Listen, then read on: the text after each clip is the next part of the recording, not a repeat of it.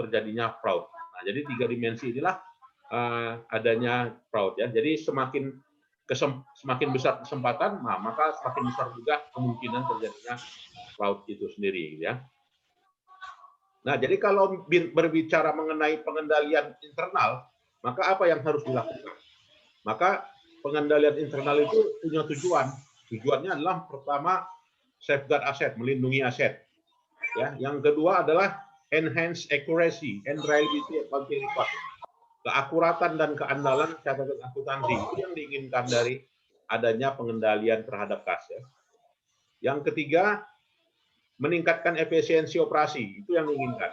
Yang keempat, bahwasanya semuanya berdasarkan peraturan dan regulasi yang itulah yang dikatakan dari tujuan dari pengendalian internal kontrol. Jadi kalau ditanya orang apa sih pengendalian internal itu? Ya, jadi pengendalian internal itu mencakup 4 aspek ini, Bapak Ibu ya.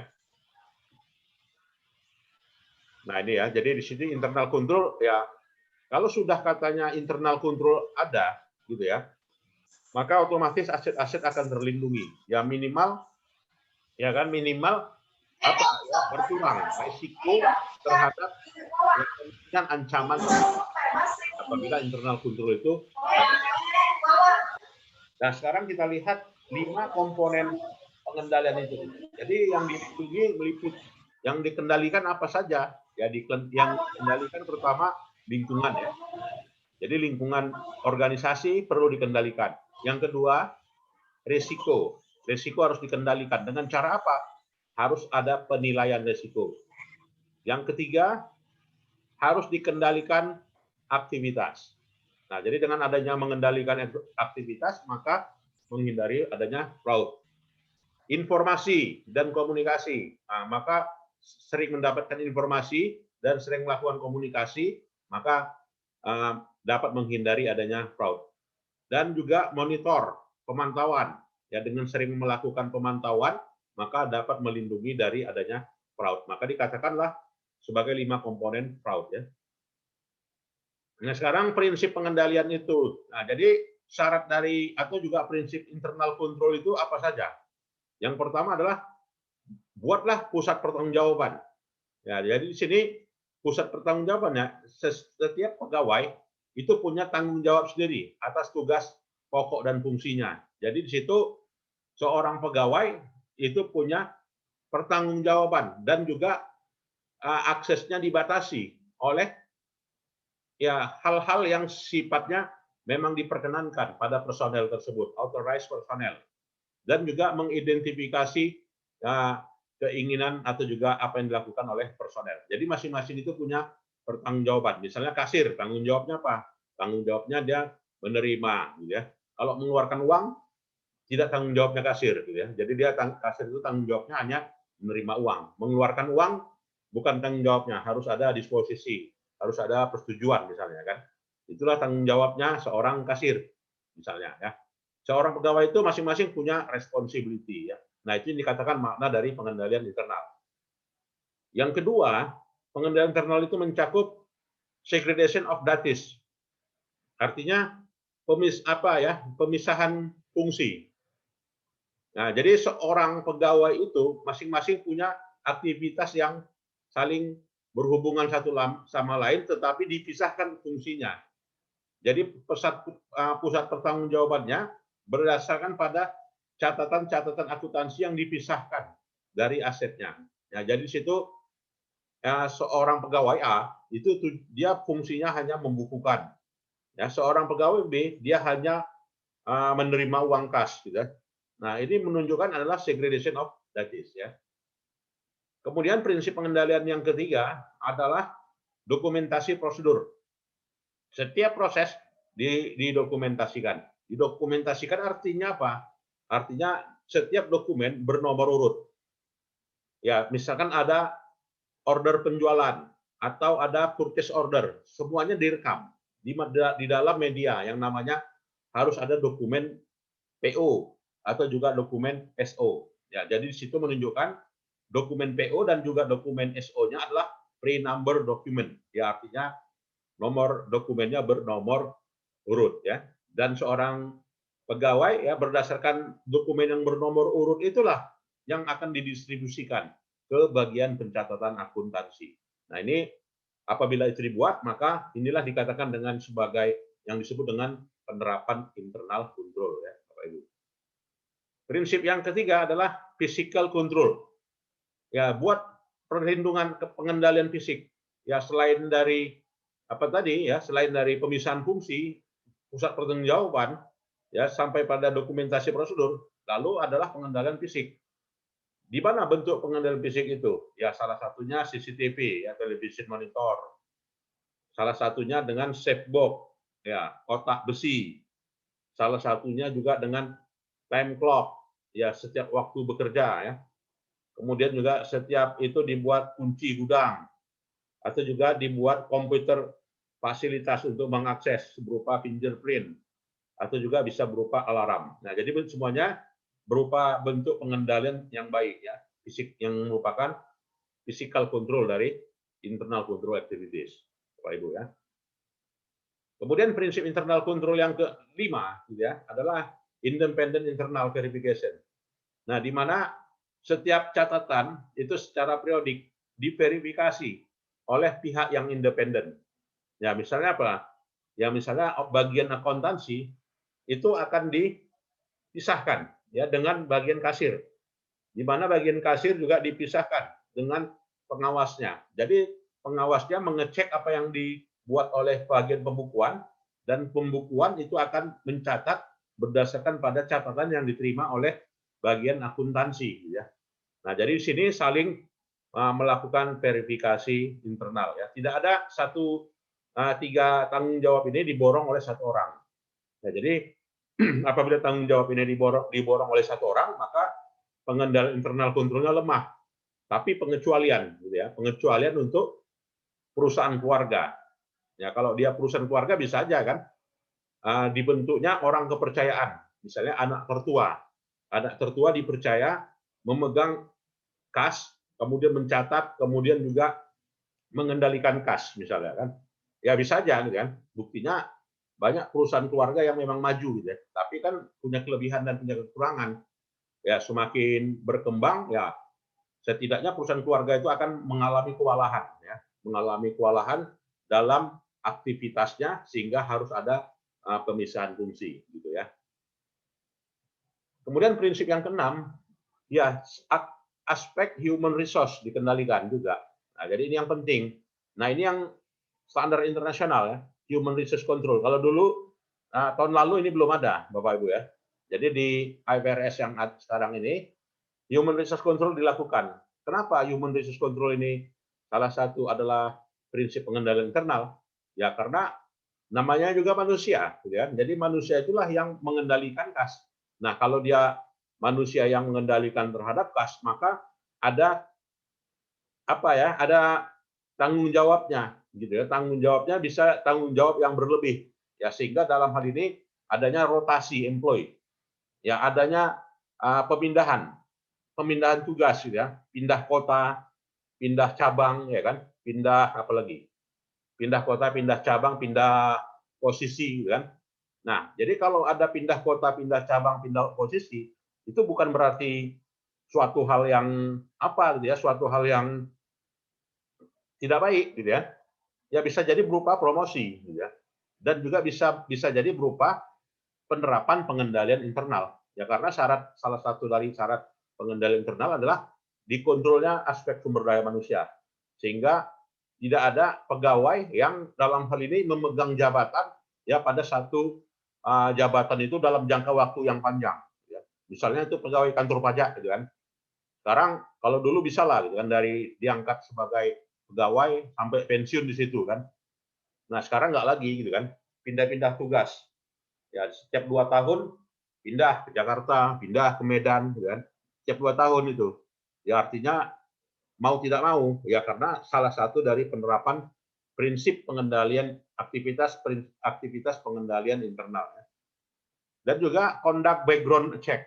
Nah juga latar belakang pegawai itu juga dilihat, ya apakah seorang pegawai itu hobinya apa, ya apakah hobinya suka jalan-jalan, ya apakah hobinya suka liburan, ya apakah hobinya suka diskotik gitu ya. Nah, itu juga dikendalikan. Apabila ada hal-hal seperti itu, maka suatu hal yang perlu difokuskan oleh perusahaan. Ya, jadi aspek sumber daya manusia juga ini yang harus dikendalikan. Makanya seorang pegawai itu ya setidaknya aspek aspek sumber daya manusia yang diinginkannya adalah yang orang-orang yang biasa-biasa aja gitu ya. Artinya kehidupannya pun juga biasa saja gitu kan. Artinya tidak suka apa gitu ya, tidak suka hidup bermewah-mewah gitu kan, atau tidak jet set gitu ya, atau misalnya tidak suka hura-hura, foya-foya gitu kan. Nah, itu harus yang itu merupakan fokus yang merupakan conduct background check ya. Sehingga kalau itu dilakukan dampaknya apa? Ya dampaknya internal control terhadap kas akan baik. Harapannya begitu ya. Itu yang keenam. Baiklah Bapak Ibu. Nah, akan tetapi ada keterbatasan juga ya kan internal control ini. Jadi internal control ini dengan kata lain sebagai perisai ya. Jadi sebelum ada ancaman terhadap kas, maka terlebih dahulu harus dikendalikan ancamannya gitu kan. Bukan berarti bisa dihilangkan ya, tetapi bisa dikurangi. Nah, itu. Dan keterbatasan internal control-nya ada. Pertama biaya besar. Kenapa biaya besar? Karena udah pemisahan fungsi. Ya kan untuk mengendalikan kas saja udah harus 3 orang. Maka tiga kali gajinya kan untuk 3 orang. 3 kali gajinya, 3 kali tunjangannya. Besar kan? Artinya kalau menerapkan internal control ini. Bayangkan kalau misalkan perusahaan pribadi. Ya, ayah dengan anak gitu kan. Anaknya yang pegang. Ayahnya pemilik. Ya nggak masalah karena udah percaya sama anak. Nah, itu perusahaan yang tidak menerapkan internal control bisa aja. Ya kan, tetapi ada kepercayaan. Artinya di situ ada waskat ya, pengawasan melekat. Kemudian juga human element ya, artinya faktor sumber daya manusia. Faktor manusia artinya internal control itu bisa lemah kalau apa? Kalau ada collusion, gitu kan? Jadi collusion itu ya sumber daya manusia, ya kan? Ya kalau sudah kerjasama kasir sama bagian accounting gitu kan, dan juga supervisor ya, maka itu tadi mau bilang apa ya, artinya bisa lemah gitu. Dan juga size of business. Nah, jadi semakin besar sudah perusahaan global gitu ya, maka internal control itu pun juga makin harus ya, makin harus dilakukan gitu ya Bapak Ibu. Berikutnya ini kita lewatkan. Nah, bagaimana pengendalian internal control terhadap uang kas masuk? Ya, jadi nanti kita di sini ada mengendalikan uang kas masuk, uang kas keluar gitu kan, dan sebagainya. Nah, sekarang kontrol uang masuk, gimana caranya? Ya, caranya mengendalikan uang masuk biar supaya penerimaan uang itu bisa sepenuhnya masuk, maka harus dilakukan yang pertama, buat pemisahan tanggung jawab, establishment of responsibility.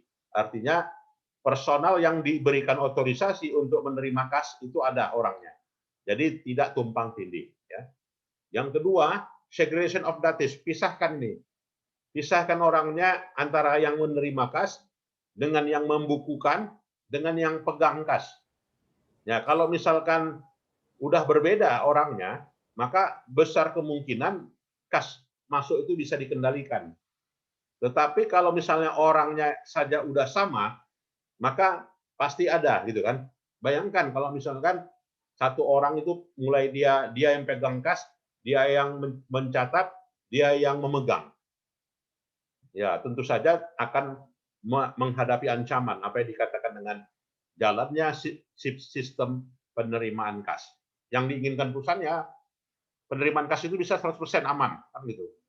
Jadi kalau bisa 100% aman, apa yang dilakukan? Pemisahan fungsi. Ya kalau misalnya pemisahan fungsi ini nggak jalan, karena apa? Karena ada kolusi.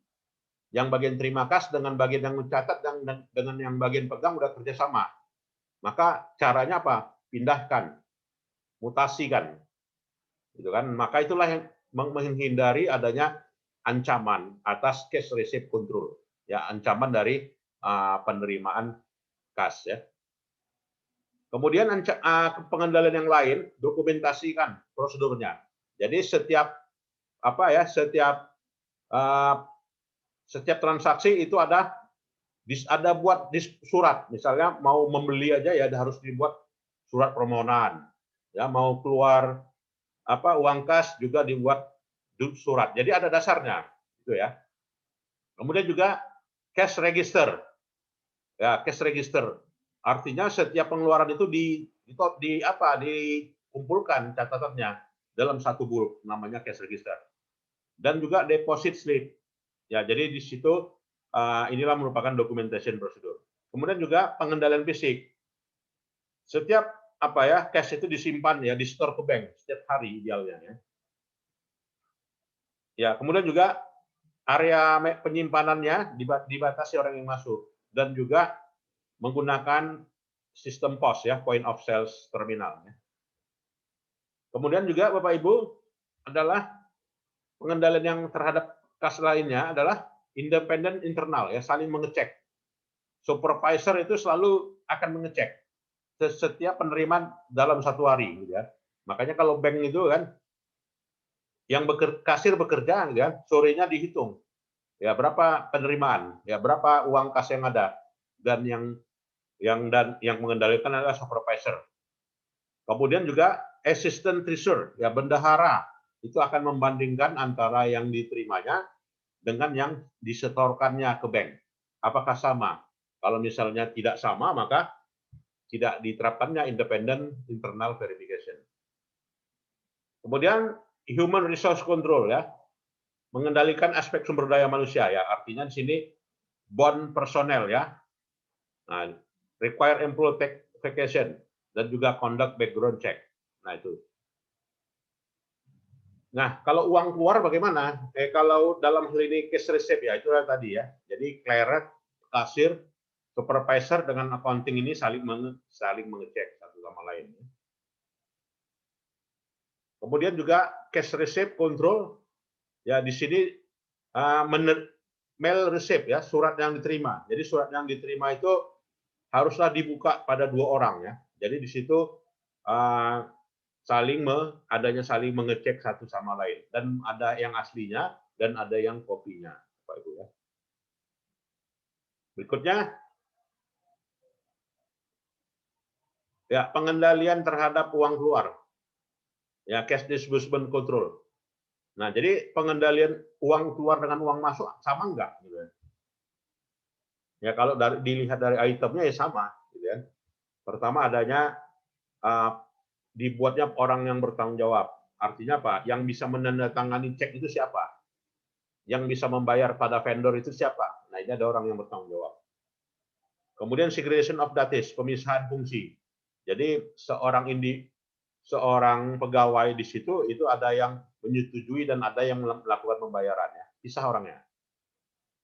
Kemudian juga prosedur dokumentasi, bukti alur keluar kas bernomor urut ya. Dan juga sekuen ya, berseri. Sekuen itu berseri ya. Dan juga masing-masing itu disetujui gitu ya. Dan juga use corporate credit card ya for reimbursement expense. Ya artinya di situ penggunaan kartu kredit juga digunakan untuk yang sifatnya beban-beban yang dibebankan dan juga setiap uang keluar harus ada tandanya apakah sudah dibayar atau paid atau juga unpaid. Ya, harus ada tanda itu ya, paid atau juga unpaid. Pengendalian yang ketiga adalah physical control. Ya, jadi orang yang mengakses dibatasi. Kemudian independent internal verification, saling mengecek internal ya. Kemudian juga pengendalian sumber daya manusia. Jadi orang yang menghandle itu ya setidaknya orang yang dipercaya dan juga latar belakang orangnya juga dipelajari gitu ya. Sejauh mana orangnya yang dalam hal ini yang terlibat di dalam yang memegang kas, yang mencatat, yang memegang kas itu latar belakang orangnya dipelajari gitu ya. Artinya setidaknya ya orang yang memenuhi kriteria human resource tadi ya, yang diinginkan oleh bagian SDM. Nah, berikutnya adalah sistem pengeluaran kas dengan sistem voucher. Nah, jadi dengan sistem voucher itu apa? Ya di mana sistem voucher otorisasi masing-masing dari setiap pengeluaran itu dengan voucher system. Jadi otorisasinya dilakukan per individual ya. Jadi seluruh pengeluarannya dicek lengkapnya gitu ya. Itu namanya sistem voucher. Kemudian pengendalian kas yang baik lainnya ya uang kas keluar yaitu dengan sistem petty cash. Jadi kalau nggak ada petty cash dipertanyakan memang perusahaan. Nah, jadi petty cash di sini untuk yang pengeluarannya kecil-kecil. Ya, jadi tujuannya apa? Ya untuk yang kecil-kecil itu bisa dikendalikan ya, bisa berlangsung dan juga dibayarkan dan juga digantikan nantinya. Nah, ini contohnya petty cash. Nah, jadi petty cash itu sifatnya untuk yang kecil-kecil. Diisi uang kas 3.000. Ya, maka petty cash-nya bertambah, uang kasnya berkurang ya. Tanggal 1 Maret.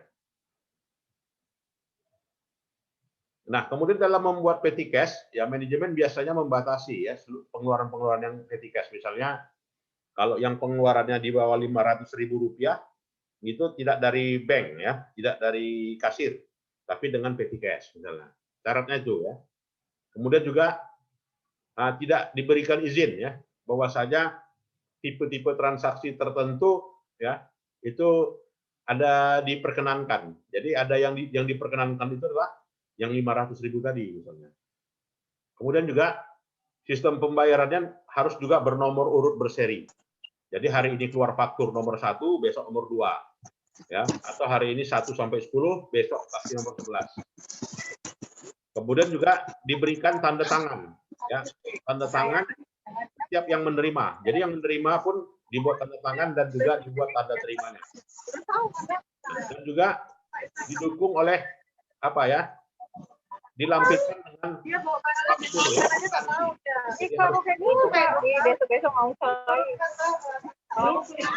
Ya, kemudian juga apa ya? Petty cash itu dibuat kotak tersendiri sampai pada dananya diisi. Jadi apakah dalam amplop, apakah dalam kotak ya. Dan jumlah yang diterimanya ya itu harus seimbang dengan total yang dipertanggungjawabkannya nanti. Ya, yang keluar dengan yang diterima dengan yang dipertanggungjawabkannya akan sama. Ya. Nah, ini contohnya, Bapak Ibu. Nah, contohnya silakan dilihat dulu ya. Saya berikan waktunya sekitar 8 menit ya. Kita off dulu.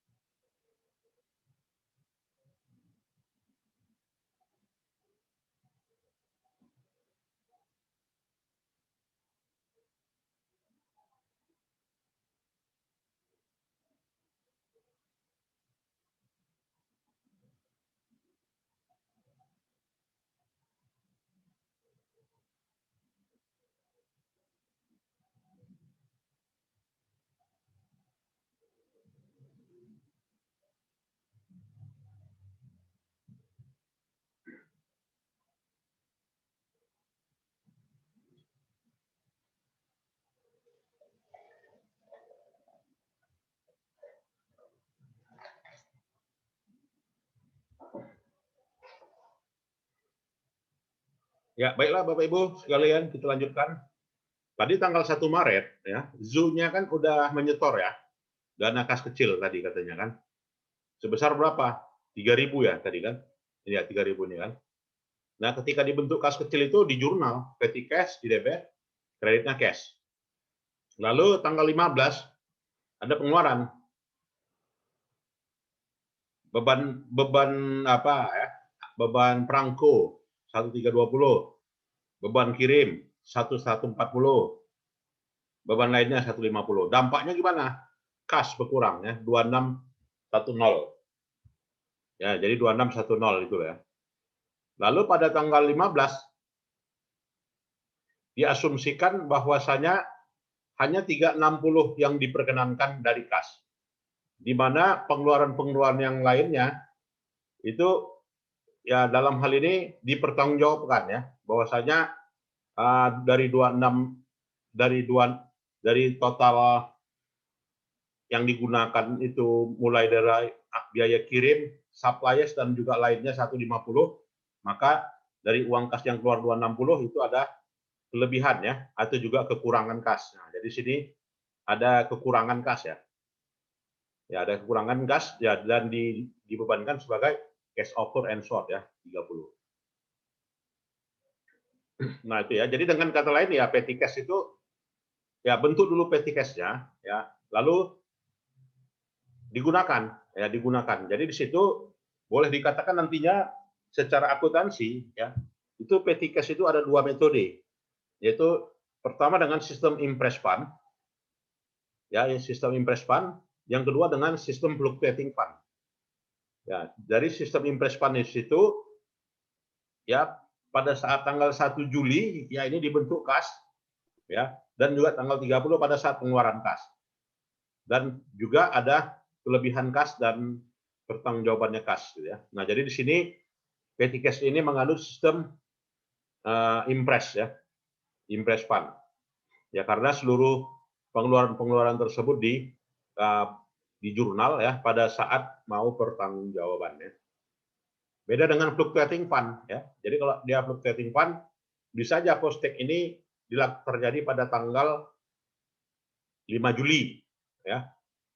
Supplies ini tanggal 6 Juli ya. Jadi kalau misalkan dicatat per kronologisnya, maka itu dikatakan dengan sistem fluctuating ya. Sedangkan ini dia sistem impress ya. Jadi pada saat disuntik kas kecil dan juga pada saat pertanggungjawaban dari kas kecil itu dengan metode impress fund ya. Kebanyakan perusahaan pakai impress ya Bapak Ibu ya, dengan sistem impress fund. Dan IFRS pun juga merekomendasikan dengan impress fund ya untuk petty cash. Nah, kemudian juga kita lihat bagaimana pengendalian kas yang lainnya. Nah, bagian pengendalian kas yang lainnya adalah dengan cara membuat ya atau memanfaatkan fitur-fitur pada rekening bank. Nah, jadi kalau bicara menggunakan benefit dari rekening bank, maka nantinya harus ada rekonsiliasi bank. Nah, jadi rekonsiliasi bank salah satu bentuk pengendalian yang baik terhadap kas ya. Pengendalian terhadap kas. Jadi dengan rekonsiliasi bank secara signifikan itu akan menyebabkan to good internal control over cash. Ya, membaiknya pengendalian terhadap cash. Ya, minimal bisa meminimalisir yang dipegang ya uang kas yang ada di tangan. Kemudian juga membuat catatan dari rekening bank dan juga rekonsiliasi. Jadi rekening bank disebut juga ya disebut dengan bank deposit ya atau disebut orang dengan rekening koran. Nah, jadi rekening koran itu merupakan pernyataan ya, pernyataan dari bank atas rekening suatu perusahaan dalam satu periode. Jadi rekening koran itu bermutasi gitu ya, bermutasi seiring dengan adanya transaksi-transaksi yang ada di perusahaan. Ya, konsekuensi dari adanya rekening. Nah, di situ lazim menggunakan yang namanya cek. Nah, jadi cek itu berisi maker-nya ada, pay-nya ada, dan payer-nya ada. Artinya si pembuat cek, si pembayar, si penerima. Bernomor. Ya, ini dia adalah dikatakan dengan cek. Kemudian juga lazim juga kalau sudah bicara dengan rekening bank, maka ada namanya sistem transfer elektronik. Nah, ini yang sekarang sudah banyak, ya artinya tidak lagi kita memerlukan kasir, Bapak Ibu. Jadi sudah dengan elektronik, apakah dia mobile banking, gitu kan? Apakah menggunakan internet banking. Nah, itu semuanya kan adalah electronic fund transfer system, ya kan? Electronic fund transfer system, di mana di sini secara normal hasilnya ini juga salah satu bentuk pengendalian, gitu ya, yang harus dilakukan. Jadi pengeluaran kas yang berupa telepon ya dan yang lainnya itu dalam satu lokasi dengan lokasi lainnya via elektronik, via internet. Nah, jadi bank statement tadi. Jadi bank statement itu adalah isinya adalah saldo perspektif bank. Ya, jadi saldo perusahaan menurut perspektif bank itu namanya rekening koran. Setiap dari deposit bank, ya kan itu akan meningkatkan kewajiban bank. Ya, artinya itu bukan uang bank, memang uang perusahaan. Jadi diposisikan nantinya di liabilities rekening itu ya. Dan juga daftarnya itu bernomor urut dan masing-masing itu ada yang paid atau juga menunjukkan total ya. Dan bank itu akan bisa juga melakukan namanya memoranda, apakah dia memoranda debit atau juga memoranda kredit ya. Jadi kalau dia memoranda debit mengurangi rekening koran yang bersangkutan ya. Tetapi kalau misalnya memoranda kredit menambah rekening koran yang bersangkutan. Dan juga adanya apa ya? Not paid yang sesuatu yang tidak bisa dibayarkan oleh bank disebabkan memang uangnya nggak cukup, ya kan, uangnya nggak cukup sehingga apabila itu ada keluar buktinya disebut dengan not sufficient bank atau disebut orang dengan cek kosong, ya kan, cek kosong ya. Jadi cek kosong itu memang ya dalam perspektif lainnya penipuan gitu ya. Ya banyak gitu kan, orang mau bayar, saya bayar gitu kan, tapi pakai cek. Ya ketika dicairkan uangnya nggak ada, ya tipu kan. Ya maka di situ dikatakan dengan cek kosong ya. Artinya memang uang nggak ada mau dibayar ya. Orangnya udah pergi. Nah, jadi bank statement itu di print ya setiap bulan ya. Dan ditunjukkan mutasi transaksinya dan saldonya.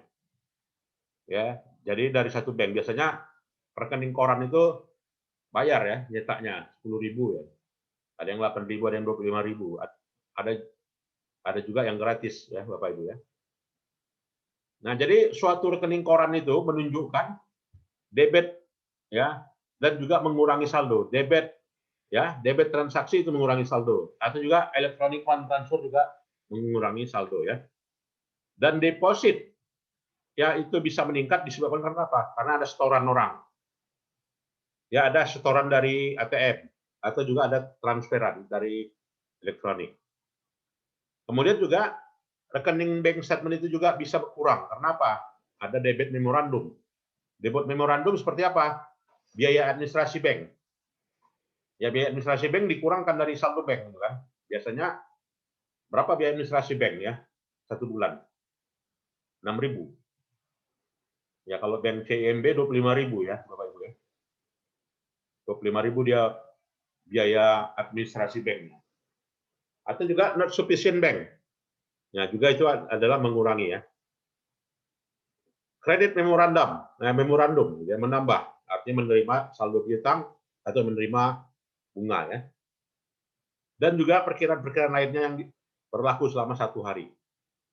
Nah itu ya. Kemudian rekening koran itu juga akan ada pos-pos untuk direkonsiliasi. Seperti misalnya time lag. Ya, ada deposit in transit. Ya, deposit in transit itu artinya setoran dalam perjalanan. Harusnya kita dapatkan uangnya hari ini karena ini adalah hari Rabu gitu kan, bisa aja nanti hari Senin dapatnya. Disebabkan ya orangnya belum menyetorkan gitu kan, padahal harus sudah disetorkan. Namanya deposit in transit. Atau juga ada namanya outstanding check. cek sedang beredar.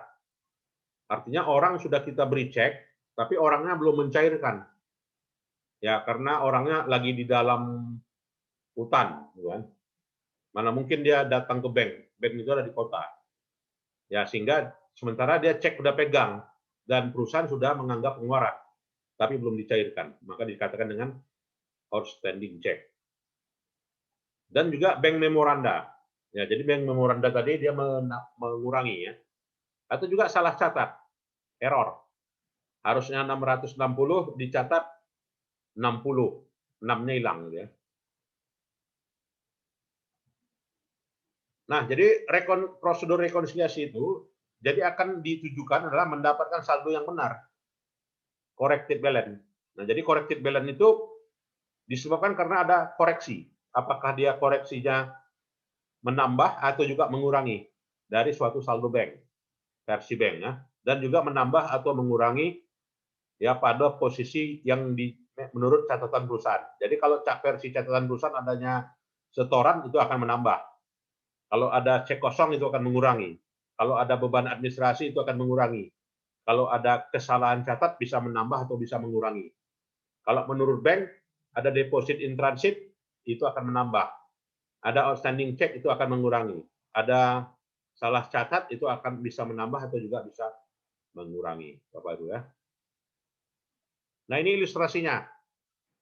Rekening koran Gray Gorman itu menunjukkan bahwasanya suatu saldo banknya menurut apa ya? Menurut perusahaan dia punya saldo 15.907 per April 30 2020. Berdasarkan catatan perusahaan ternyata bukanlah 15.907 tapi adalah 11.709. Nah, kira-kira faktor apa penyebab terjadinya perbedaan ini? Nah, jadi perbedaan ini disebabkan karena deposit in transit. Ya, deposit in transit artinya deposit in transit itu belum dibukukan. Ya, jadi deposit in transit itu harus ditambahkan. 2.201 ya. Kemudian outstanding check. Outstanding check artinya ya itu tadi, cek yang sedang beredar yang pasti akan dicairkan ya. Kalau enggak sekarang ya akan datang.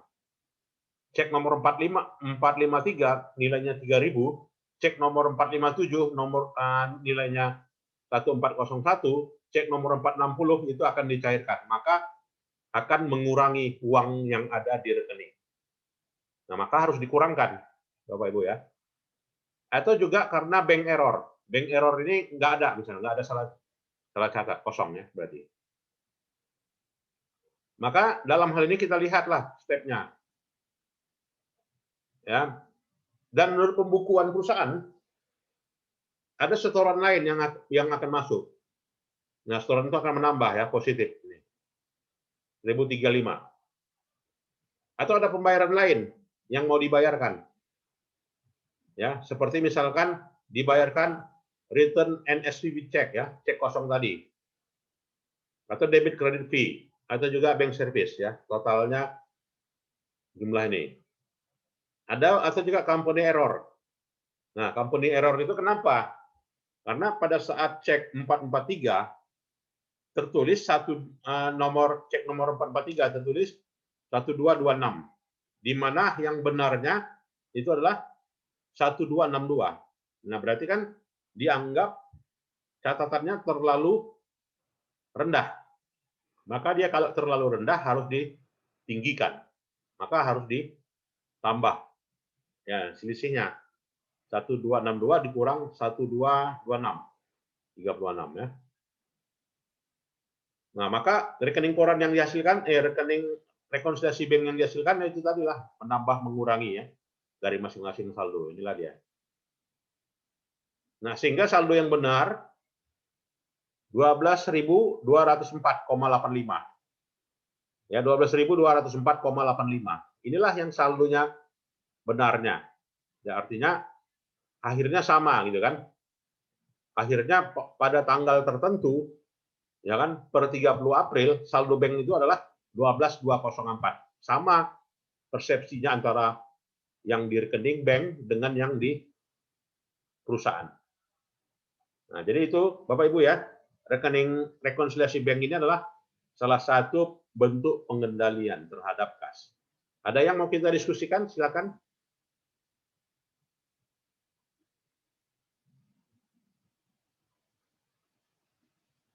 Jadi kalau misalkan dengan era sekarang sistem ya tinggal klik aja Pak ya, reconcile kan. Menu reconcile-nya sekian gitu ya. Tapi dengan syarat udah kita masukkan nilai outstanding check ya, deposit in transit, electronic fund transfer, NSP check ya, itu semuanya udah dimasukkan gitu ya.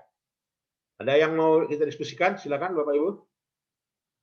Nah, jadi yang menambah dan yang mengurangi inilah yang harus di jurnal. Ya, menambah atau yang mengurangi. Ini harus di jurnal. Jurnalnya inilah dia. Ya, jadi collection electronic fund transfer 1035 misalnya kan. 1035 tadi inilah dicatat. Electronic fund transfer artinya ini catatan perusahaan ya, dicatat ya di jurnal. Error recording catat ya. NSP check catat. Debit and credit card fee catat ya. Bank service charge catat ya, Bapak Ibu. Nah, inilah dia. Bank error dicatat itu. NSP dicatat, account receivable di kreditnya cash. Udah. Kemudian bank service. Ya, bank service, bank charge expense di kreditnya cash. Nah, itu ya. Jadi rekonsiliasi bank itulah. Kalau ada NSP check itu mengurangi saldo buku ya. Kalau ada electronic fund transfer menambah ya. Kalau ada outstanding check mengurangi ya. Kalau ada deposit in transit menambah ya. Nah, kemudian juga reporting terhadap cash. Nah, jadi yang dilaporkan terhadap cash jumlahnya ya. Artinya mulai dari koinnya, uang kertasnya, uang apanya ya, ceknya atau juga yang depositnya semuanya disajikan nilai cash ya Bapak Ibu. Atau orang mengatakan dengan cash of name gitu ya. Cash of name. Jadi dalam melaporkan ya itulah cash dan equivalent cash. Jadi yang kasnya dan banknya ditotalkan berapa nilainya. Dan pembatasan cash ya cash that is not available for general use ya, tidak digunakan untuk kepentingan umum. Nah, jadi dalam melaporkan kas disajikan di mana? Di statement of financial position. Cash and equivalent cash, Bapak Ibu ya. Jadi nggak ada masalah ya untuk pengendalian terhadap cash ini. Nah, jadi perbandingan prosedur ya, compare the accounting procedure for fraud, internal control, cash under GAAP dan IFRS di situ inilah ya. Jadi kesamaannya antara GAAP dengan IFRS ya, prosedur berhubungan cash ini sama. Ya sama ya GAAP dan IFRS. Nah itu nggak ada beda ya Bapak Ibu. Ya silakan kalau ada yang mau kita diskusikan yang lain.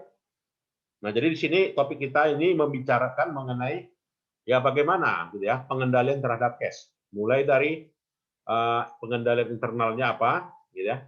Kemudian juga kalau misalnya uang keluar, bagaimana bentuk pengendaliannya. Jadi ada 7 tadi ya bentuk pengendaliannya.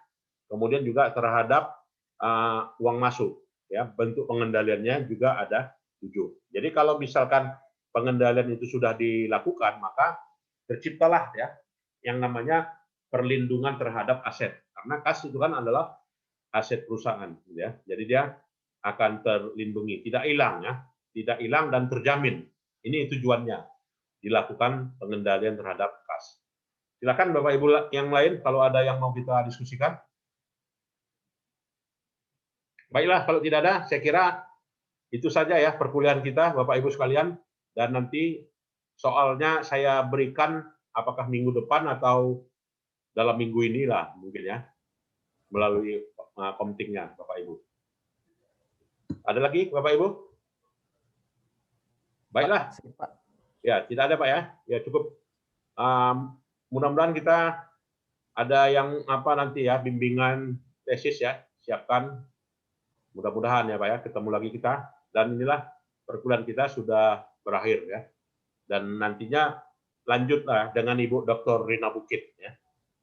Saya koordinasi lagi dengan Ibu, ya, dengan manajemen ya, dengan admin ya. Baiklah, selamat malam, selamat istirahat, ya, selamat sehat-sehat selalu semuanya, Pak ya. Baiklah. Sehat semua, Pak. Amin. Terima kasih Pak Iskandar. Terima kasih, Pak. Terima kasih Pak Pak, Edi. tetap semangat Pak. Terima kasih, Pak.